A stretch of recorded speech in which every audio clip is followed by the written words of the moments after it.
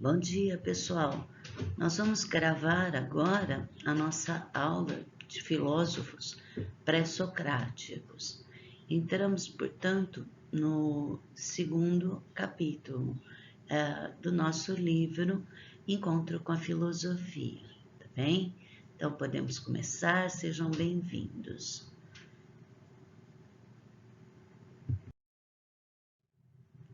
Ali o nosso livro, o Encontro com a Filosofia, que nós vamos usar como referência, né, para os nossos estudos daqui para frente. Desde a semana passada.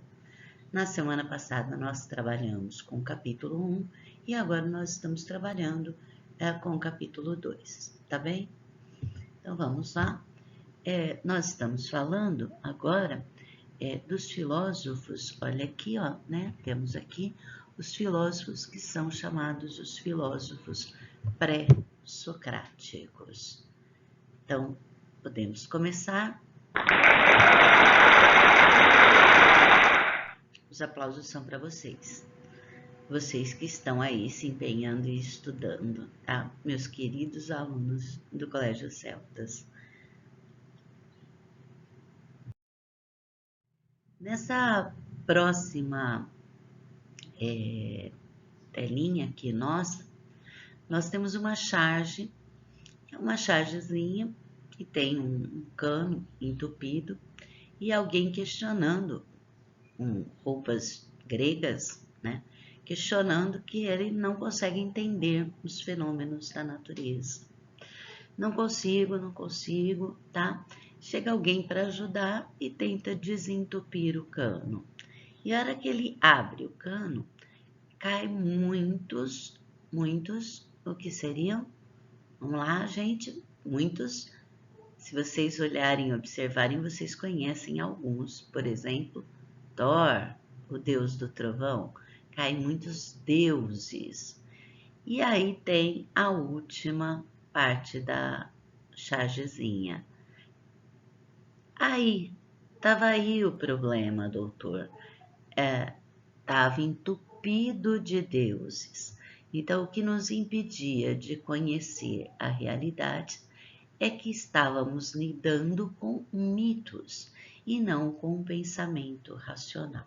Então, nós temos aqui, olha lá, o confronto do mito com a razão, e que é justamente aquilo que nós discutimos no capítulo anterior, o que é mito.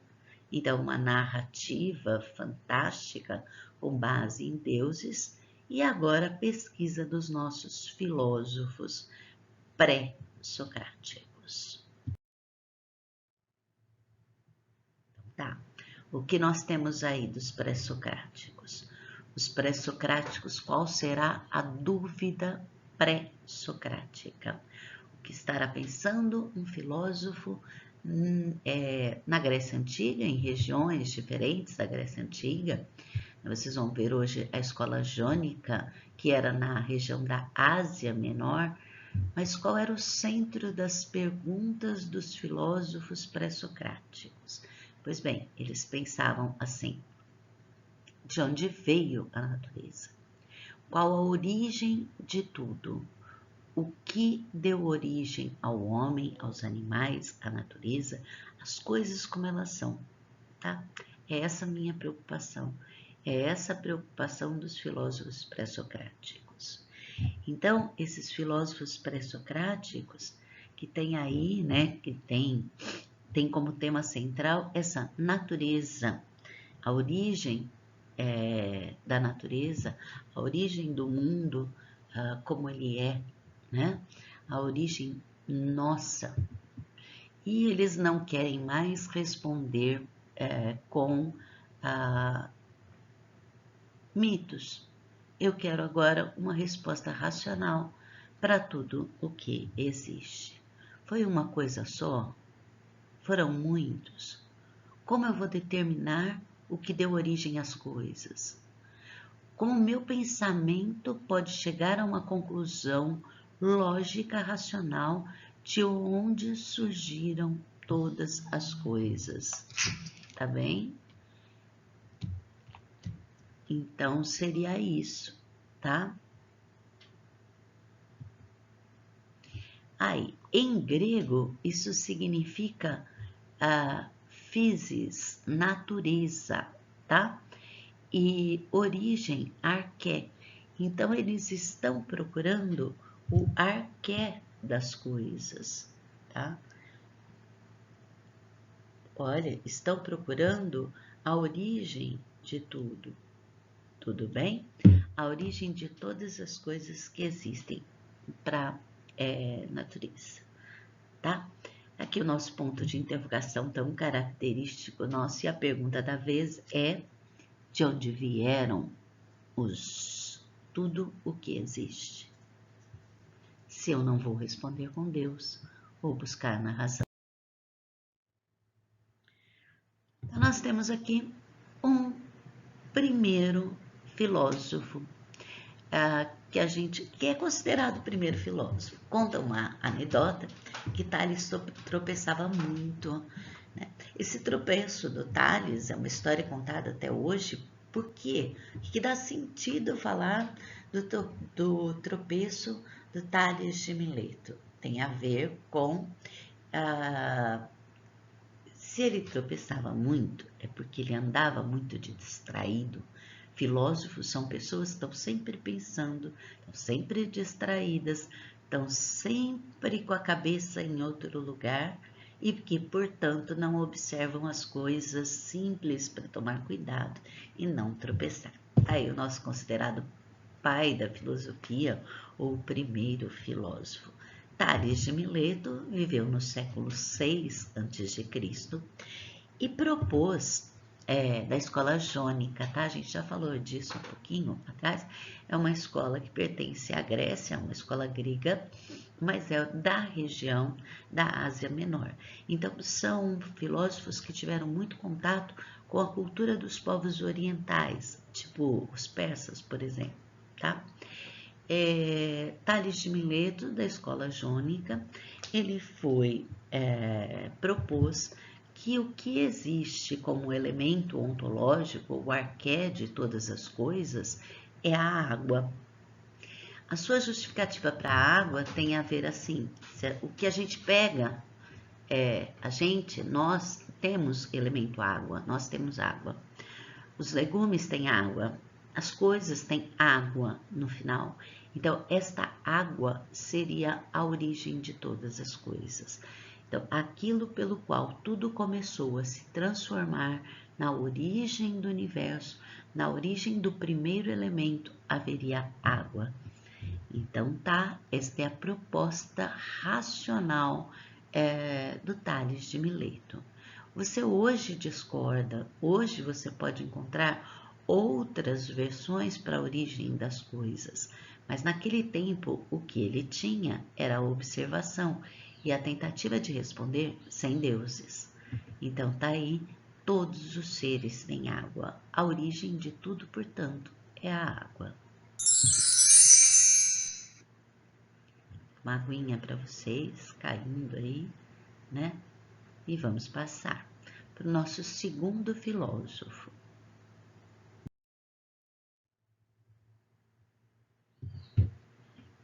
Nosso segundo filósofo de análise é Anaximandro. Anaximandro, esses nomes gregos complicados, né? Mas tá aí o nome Anaximandro para você começar a ouvir. Não precisa ficar tentando guardar nomes e decorar o que cada pensador acha, mas sim a proposta deles, isso é importante. Tá? Pré-socráticos, proposta de encontrar elementos para a origem de tudo. Anaximandro respondeu no século VI a.C., né? Então, durante a sua vida, também da escola jônica, ele respondeu que a origem de tudo era algo que ele não poderia determinar, era algo que estava em todo o espaço e que sustentava as coisas no espaço. O infinito, ele chamou de apeiron. Então, nesse apeiron tem a origem de tudo, aquilo que está perpassando todos os elementos, tá? Esse infinito deu origem aos primeiros elementos que a gente percebe na natureza. Então, deu origem à terra, deu origem à água, deu origem ao fogo e ao ar. Estes 4 elementos que compõem a natureza foram formados a partir desse apeiron, esse lugar infinito. Há algo que ele diz que se a natureza é composta e é feita por este infinito, por esse indeterminado, todos nós somos cíclicos também, a ela retornaremos. Então, à terra, ao ar, nós voltaremos como elementos da natureza ao apeiron um dia, né? Voltaremos a ser parte desse infinito, tudo bem? Essa é a ideia aí de apeiron, do filósofo chamado Anaximandro.